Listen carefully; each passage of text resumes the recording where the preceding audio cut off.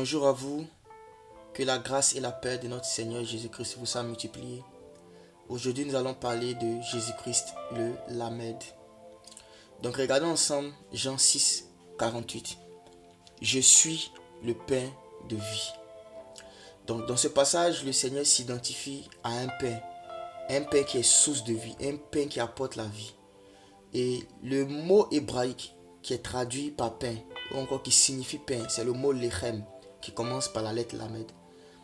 Et ce mot-là, on peut le retrouver dans le mot Bethléem, la ville de la naissance de notre Seigneur Jésus-Christ, qui veut dire maison du pain. Donc Bethléem signifie maison du pain, et c'est dans cette ville que notre Seigneur Jésus-Christ est né. Comme pour dire que prophétiquement, le lieu de sa naissance contenait déjà un aspect de son identité. Donc, il est né à Bethléem, et tout à l'heure je disais que Bethléem est la maison du pain. Et l'érem veut dire pain. Cette lettre l'érem, ou encore ce mot l'érem, a pour première lettre le lamed. Le lamed, cette lettre-là qu'on va étudier aujourd'hui, qui est la 12e lettre de l'alphabet hébraïque, qu'on va essayer de comprendre, qu'on va essayer d'analyser, dont on va voir le lien entre elle et la vie de Christ, entre elle et la mission de Jésus, entre elle et l'identité du Messie. Donc, je vous présente le Lamed comme j'ai l'habitude de faire pour toutes les autres vidéos depuis que nous avons commencé cette série sur les lettres hébraïques et le lien qu'elles ont avec Christ, comment est-ce qu'elles révèlent Jésus.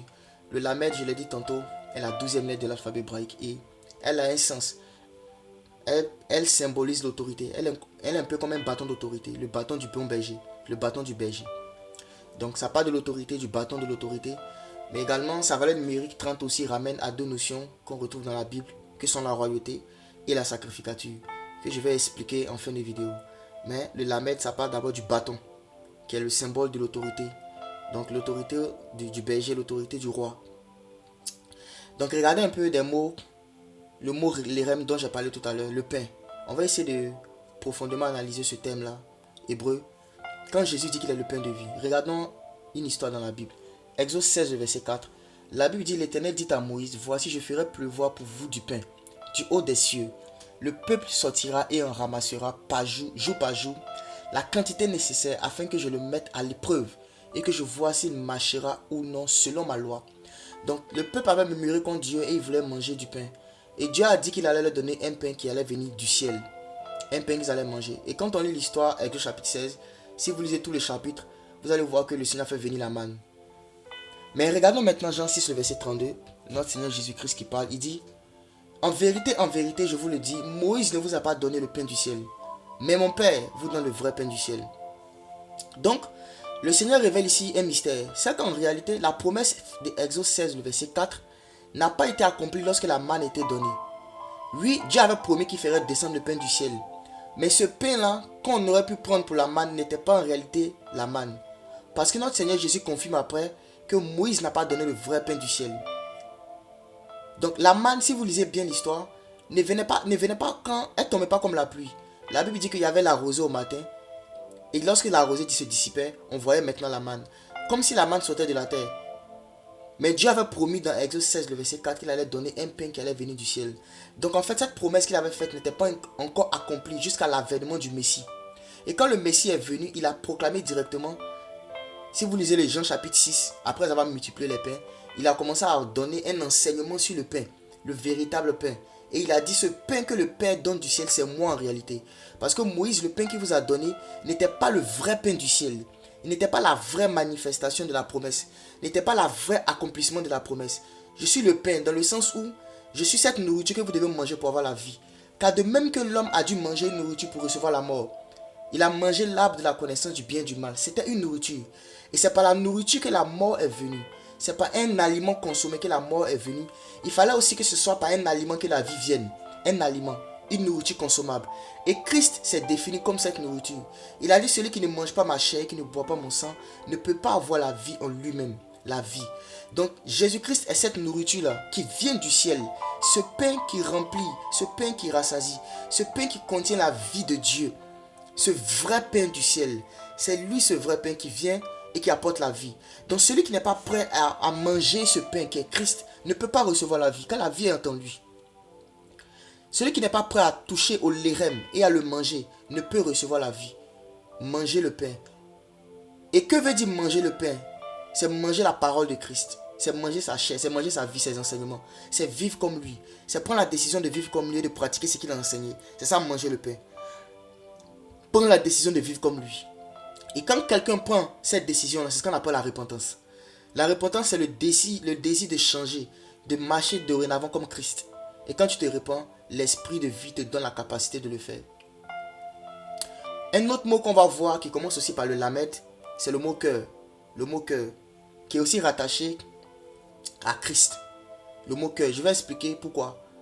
La Bible dit dans Proverbe 4, le verset 23, « Garde ton cœur plus que toute autre chose, car de lui viennent les sources de la vie. » Le cœur, en fait, c'est encore l'âme. L'âme de l'homme, c'est la partie de l'être humain qui lui permet de vivre la vie qui est dans l'esprit. Donc, la vie sort de l'âme. Donc, celui qui ne garde pas son âme, il sera dans le trouble, en fait, parce que les sources de la vie viennent de l'âme. Et regardez ce mot leb en hébreu, qui veut dire cœur. Il a deux lettres, le lamed et le bet. Le lamed veut dire autorité, veut dire bâton, veut dire autorité, comme on l'a vu tout à l'heure. Et le bet veut dire maison. Pour ceux qui n'ont pas regardé notre vidéo sur le bet, vous allez voir, c'est la deuxième lettre de l'alphabet hébraïque. Là, nous sommes sur la 12e. Donc, vous pouvez revenir dans la playlist et voir. Le bet veut dire maison. Donc, en fait, leb veut dire autorité de la maison. Autorité de la maison. C'est ça, cœur en hébreu. Autorité de la maison. Et c'est ce qui est confirmé dans Proverbe 4, le verset 23. C'est que nous, en tant qu'êtres humains, nous sommes des maisons. Nous sommes des temples, nous sommes des bâtisses. La Bible dit que notre corps est le temple du Saint-Esprit. Mais ce qui dirige le corps, ce qui dirige l'être humain, c'est son cœur, c'est son âme. C'est pas l'âme qui les conduit. C'est pas l'âme qui marche. C'est pas l'âme qui ressent. C'est pas l'âme qui pense. C'est pas l'âme qui a des émotions et son intellect et sa personnalité. Et l'autorité de la maison qui est le corps, c'est l'âme. C'est pour ça le mot hébreu qui veut dire cœur, c'est leb, avec le lamed et le bet. Le lamed et le bet, l'autorité de la maison. Et quel est le lien entre ça et Christ? Christ est le cœur de Dieu, il est le cœur. Donc la maison de Dieu qui est l'église, Christ est l'autorité de cette maison. Celui qui veut avoir une communion avec Dieu, il doit rencontrer le cœur de Dieu. Et Jésus-Christ est le cœur de Diur. Il est l'autorité de l'église.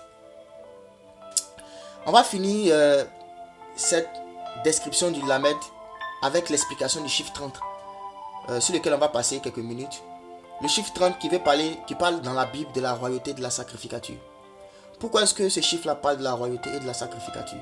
Si vous lisez Genèse 41, verset 46, la Bible nous dit que c'est à l'âge de 30 ans que Joseph est devenu Zaphnath Panéah, l'approvisionnement du pays d'Égypte. C'est lui maintenant qui était devenu un peu comme roi d'Égypte. Il avait l'autorité et seulement Pharaon était au-dessus de lui. Pharaon a élevé le nom de Joseph. Il a élevé le nom de Joseph. Il a élevé le rang de Joseph. Et Joseph était devenu une autorité en Égypte. Donc dans 2 Samuel 5, le verset 4 aussi, on voit la même chose avec David. David est devenu roi en Israël à 30 ans. David est devenu roi à 30 ans. Même chose, on voit le chiffre 30 qui apparaît. Donc on voit aussi que ce chiffre 30 là parle de la royauté. Et quand on repart sur son sens premier, qui veut dire bâton et autorité, on comprend bien pourquoi est-ce qu'il y a un lien entre la royauté et le 30. Parce que le lamed veut dire bâton, le lamed veut dire autorité. Le lamed parle du berger. Le berger qui conduit son brebis, ses troupeaux en fait. Son troupeau, c'est brebis. Donc, c'est le roi, c'est la royauté, c'est ça le lamed. Également, le 30 parle de la sacrificature. Si vous lisez Nombres chapitre 4, quand le Seigneur donnait des lois concernant la sacrificature, il fallait atteindre l'âge de 30 ans avant de commencer à exercer la sacrificature. Étant lévite, il fallait d'abord avoir 30 ans au moins avant de commencer à exercer la sacrificature. Donc, le 30 encore nous ramène à la notion de sacrificateur.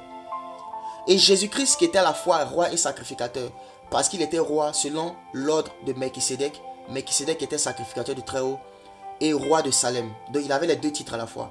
Jésus-Christ aussi roi et sacrificateur selon l'ordre de Melchisédek. Il a commencé son ministère à 30 ans. Si vous lisez les évangiles, la Bible nous confirme que Jésus-Christ a confirmé, il a commencé son ministère à 30 ans. C'est là encore une preuve qui vient appuyer le fait que 30 parle en fait de la royauté et de la sacrificature. Donc c'est la royauté selon l'ordre de Melchisédek. Encore selon la dynastie de Melchisédek. Donc voici un peu les choses que nous avons voulu partager avec vous sur ce lamed dans le chiffre 30. Voilà. Qui parle de Christ. Il y a plein d'autres mots hébreux encore qui commencent par le lamed, qui révèlent Christ. Mais nous avons voulu nous focaliser sur ceux-là pour que la vidéo ne soit pas trop longue. Donc que la paix du Seigneur demeure sur vos vies. Et on se dit à très bientôt.